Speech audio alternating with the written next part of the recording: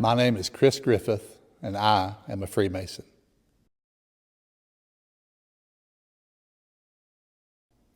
So I've been a Freemason for around 15 years.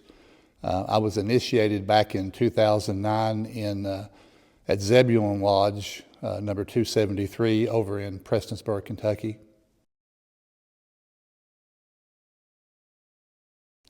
So the thing that influenced me to become a Freemason, there are a few things. One is I was looking for something to be connected to honorable men. I had a basketball league with a bunch of guys I'd played in for 20 years, and had a knee injury and lost the ability to play. And part of that was about exercise, but the other part of it was just being around good guys that I liked. And I work around a lot of wonderful women, always have, but I was kind of craving that thing of fraternal connection and being around good, honorable men and kind of working for that greater good.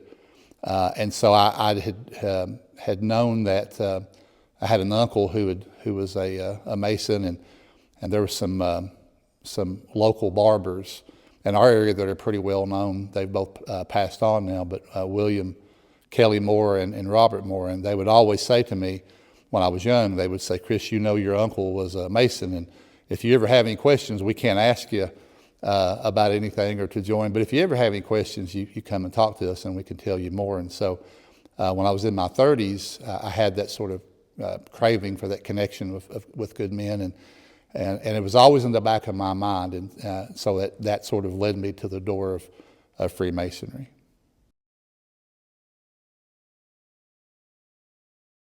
When I think about the time that I came into Freemasonry, on the one hand, I think about maybe sometimes wishing I had joined earlier, because I maybe would have be more advanced in my understanding and have learned more and been able to participate more and being around good, honorable men for a longer period of time. And so there's a little bit of regret on that one side.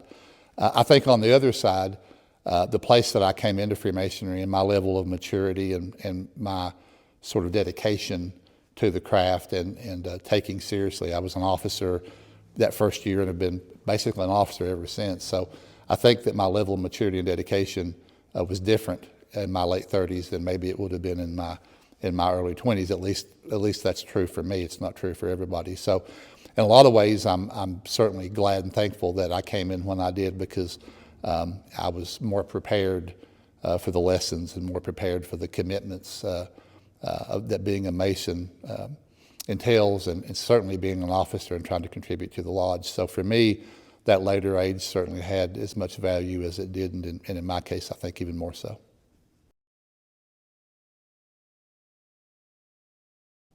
When I think about my life in total, and I think about my family and my career, and then being a Mason, it's important to keep things in balance. And I'll say that for me, one of the tricks has been being able to prioritize things. And certain times, there could be family obligations, and family always takes priority. There have been losses and illnesses and other things where you have to focus on that, and everything else comes a distant second. Professionally, I'm a licensed mental health counselor and have been for almost 30 years. It's a tremendous way to make a living, and I love my profession. I'm passionate and enthusiastic about it. And there have been times in the past and even currently where I've been blessed with some opportunities. I had the opportunity to serve on our state licensure board for 8 years. I'm very active in our state professional association in a few different levels. I currently serve on a judicial commission for mental health, was appointed by the Chief Justice of the Kentucky Supreme Court. And there are a lot of meetings and a lot of obligations, and so for me, it's been important to sort of rank order those things and tend to first things first. As a Mason, I've been exceedingly blessed with some opportunities with committees, and last year serving as the District Deputy Grand Master, as well as some other opportunities in other appendant bodies that I take very, very seriously and am passionate about. So I learned, I suffered from that saying yes to everything. I was so thrilled that somebody would ask me to do something, thought well enough of me to do something, I wanted to say yes. But I learned that, there's only so many hours of the day, and there's only so much energy that a man has to expend. So I've learned to be more strategic. I've learned that there are times I've got to focus on my family a little more than I would normally. Times that I focus on my career, and times that I focus on masonry. Depending upon, like last year as a district deputy, there's a lot of advanced obligations, and I wanted to do my lodge, and the Grand Master had honored me with that, so I wanted to do them justice and represent them well. So for me, it's just about going back to some of our, thinking about our 24-inch gauge and thinking about measuring things out and keeping them in balance. It's not easy, but it's worth the investment of time and refocusing what needs to be prioritized.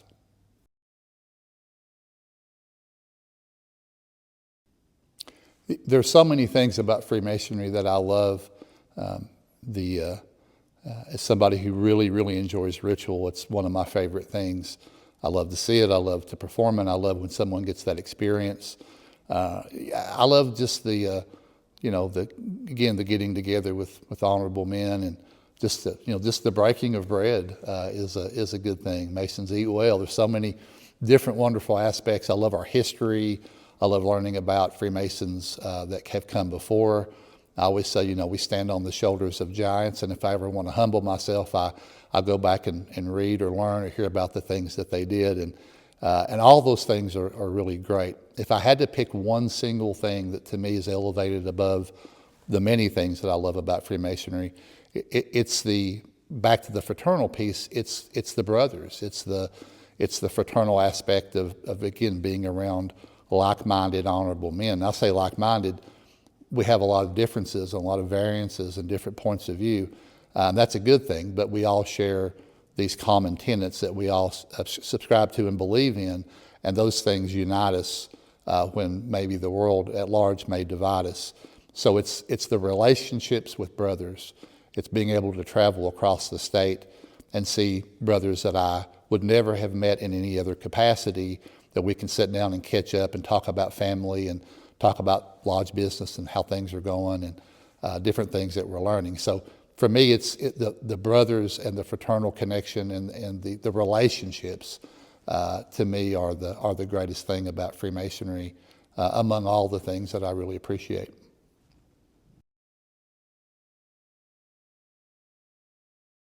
I spend so much of my time with my wife and doing things with her. She's it's cliche to say, but she's my best friend. She's my favorite person. I spend a lot of time with my work and with colleagues there and doing those things. And I spend probably maybe a little too much time doing Freemasonry and again, the appendant bodies that are connected to it that I'm pretty passionate about. I really don't so Freemasonry is my primary hobby. I do some things at home. I'm a Gen X guy, but I do a little bit of, online gaming, some of those things with some old guys like me that are across the nation that we play some games with. So I do a little bit of that. I used to fish, I used to have some of those kind of traditional hobbies. But these days, because time is so finite, and there's just not enough of it, that I want to invest my time in ways that give me the most reward. And I got to be honest, it's Masonically related things outside of my home and my career and my faith where I spend the majority of my time. So my hobbies are things connected to Freemasonry, and that's probably, I don't know if that's always the most healthy thing, but for me it's what gives me the most pleasure, the most reward. And it may be reading a book, it may be studying something, it may be in conversations with other brothers and one-on-one phone calls, or it could be preparing for ritual and other Masonic events. But it's just the thing I have the most pleasure and the most joy from, and that's really where I spend most of my allowable time outside of those primary things that we do.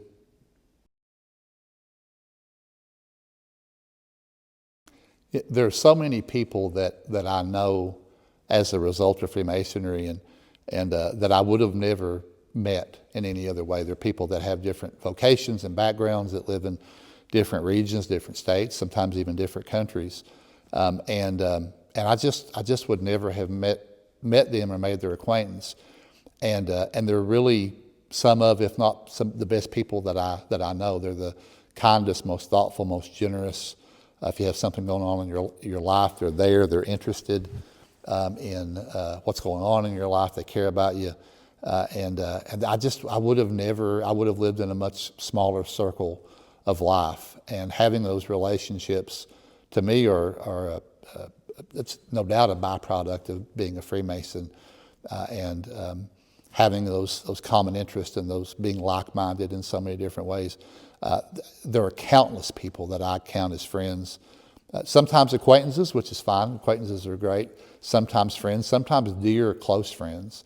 I always say that when I think about Masonry, and I did an education on this a couple years ago, talked about it, I think every man needs to have three sort of strata or three levels of people that they can name who they are in their life. And one is somebody that you're mentoring, somebody that you're trying to help and contribute to and sort of feed into their life in some way. It's great to give that back. The second one is a peer, somebody, that peer is an old word. It kind of means shoulder to shoulder with somebody that you're doing the work of the day with, that you're an equal with, and you're both kind of going through those things together. And then the third one is somebody that you're being mentored by, somebody that you can call for advice or guidance. And I have all three of those in my life in different ways, but the majority of those people are Freemasons. And so for me, it's, those relationships are priceless, and they're a direct byproduct of being a Mason in the great state of Kentucky.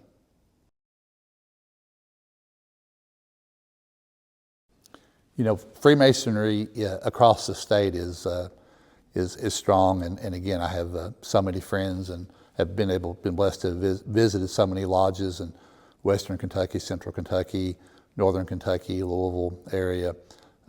Just so many great old buildings and people. In our area in Eastern Kentucky, it's a little bit different. It's not better or worse. It's just a little bit different. And my take on that is, there are certain institutions here, probably the same could be said of some of our church communities, where it's probably the level of activity that we have and the level of participation and buy-in that we have and the size of some of our lodges, because I just assumed that the bigger lodges would be in bigger areas in terms of membership, and we have, the two of the three biggest lodges in the state are right here in this area. So I guess my supposition about that is that in other areas, particularly some of the more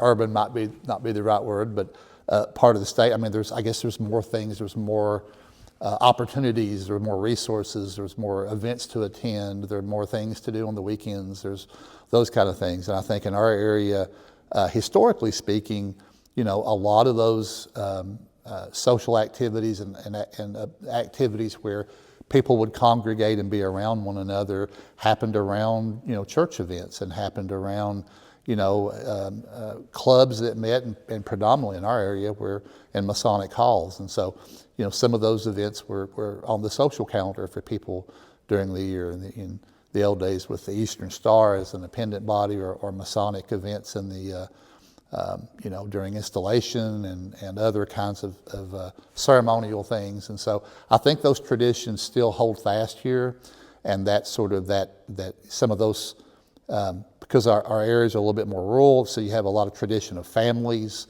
with fathers and grandfathers and fathers and sons, multiple generation Masons. We have a number of those in the lodges that I belong to. I think those familial bonds, I think probably maybe the lack of some resources and some other outside events make people turn towards our opportunities are more finite than maybe they are in some of the more urban areas across the state. And so I think those traditions just hold fast, and people come and participate, and they have those connections where granddaddy, Papa, we'd say in our area, were members of this lodge, and they want to come to this lodge because of that tradition. And that tradition is a tie that binds and sort of is a gravitational effect to pull them in. That's my theory on the subject.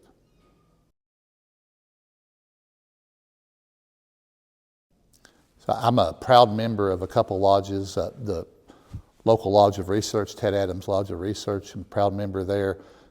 My home lodge is Zebulon Lodge number 273 over in Prestonsburg, Kentucky.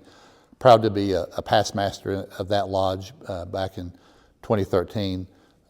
10 years later, I served as past master of the current lodge that we're in right now, which is Paintsville Lodge number 381.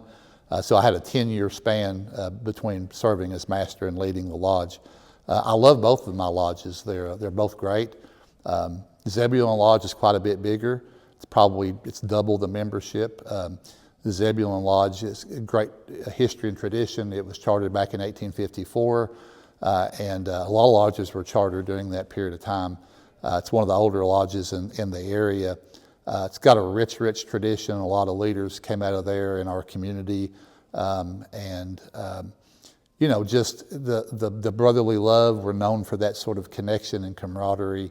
A lot of the works that we do in the public and in the community at Zebulon are pretty well known, lodges have different characteristics. When I think about Zebulon Lodge, I think about the idea that peace and harmony prevails, and so there's such a great camaraderie there, and the ability to break bread and be from disparate backgrounds and worldviews and still kind of have those shared traits. So that's Zebulon. Paintsville Lodge is great. It has its own kind of character. Again, it was chartered in 1860, around the same time, and it produced a lot of community leaders and has a rich tradition in and of itself. At Paintsville, I get the same things. I also get some different things. Paintsville has a real focus on high-level ritual proficiency. It also has a focus, probably more so than maybe any lodge in our area, on education. So we bring in educational speakers, sometimes from across the state, and we really get to sort of go back and relive our Masonic history and to take a deep dive into symbols and allegories that kind of separate Masonry from other groups in the community historically. So both lodges are great, and both of them meet needs that I have, and I'm able to contribute to both lodges in different ways. But I'm proud to be a member of both, and I'm proud to be a past master of both of those lodges, Zebulon Lodge and Paintsville Lodge.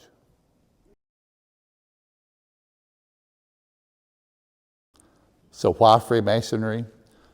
Because of its rich history, because of its extensive traditions, and because that it provides a path or an opportunity for a good man to learn and grow, and provides the keys to becoming an even better man.